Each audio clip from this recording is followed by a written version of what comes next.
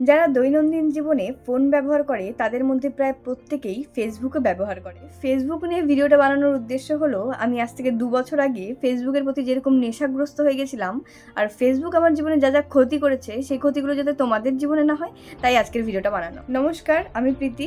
গল্প আড্ডা চ্যানেলে আসার জন্য সবাইকে ধন্যবাদ। প্রথমের দিকে ফেসবুক ঠিকঠাকই ছিল, কিন্তু যত দিন গেল আর মানুষ যতটাই আধুনিক হলো ততটাই পরিবর্তন হলো ফেসবুকের। কিন্তু বর্তমান সময়ে কি হচ্ছে?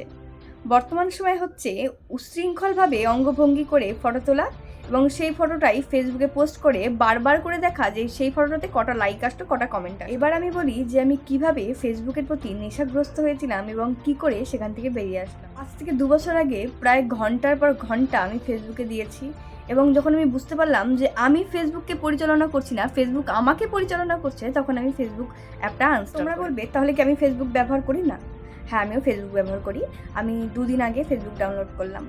আর আমি যখন বুঝতে পেরেছি যে না, ফেসবুকের প্রতি আমার সেরকম কোনো ইন্টারেস্ট নেই, তারপরেই আমি ফেসবুকটা ডাউনলোড করেছি।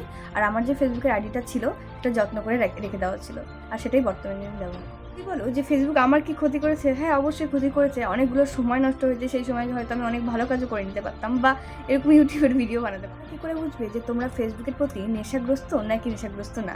তার একটা বড় আমি তোমাদের উদাহরণ দিচ্ছি। তোমরা একটা ফেসবুকে ফটো পোস্ট করে দাও, যে কোনো ফটো পোস্ট করে দাও। সেখানে যদি কেউ হাসির রিয়্যাক্ট দেয় এবং তাকে যদি তোমার মার্ডার করার ইচ্ছা হয়, তাহলে বুঝবে তুমি খুবই নেশাগ্রস্ত। আর যদি না হয়, কিছুই যদি না আসে, তাহলে ভাববে সব কিছু ঠিক আছে।